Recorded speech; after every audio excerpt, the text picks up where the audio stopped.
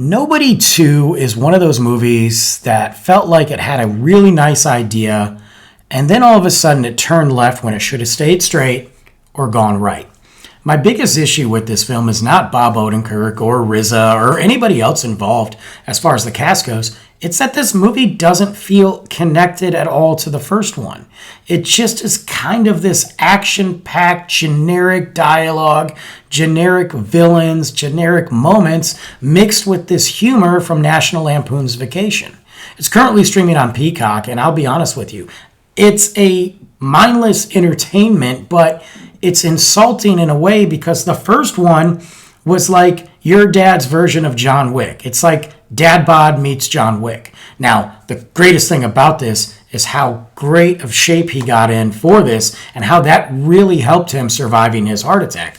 That's amazing. And it does have some entertaining moments, but when you look at the first one, it was kind of shrouded in a little bit of mystery, a little bit of questions, and kind of some real lack of background that made us interested into this character.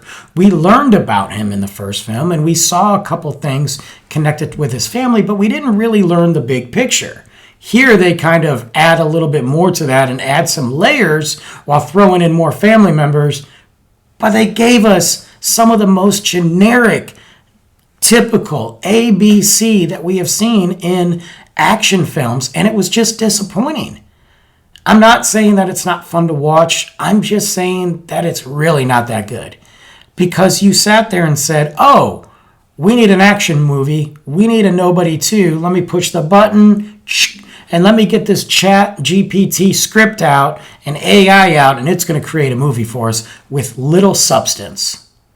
Again, some of the action sequences were fine, but it was so bad. It felt like the old days of a USA. You remember USA Network? I know you guys do. I remember USA Network and when it would crank out action movies like this. The only difference is this has a bigger price tag on it because of the cast.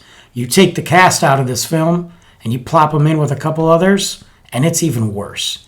So I was not happy with this. I thought it really had zero substance, and it took us in a direction that it shouldn't have. I much prefer the first one, and quite frankly, I don't think we needed a sequel for this movie.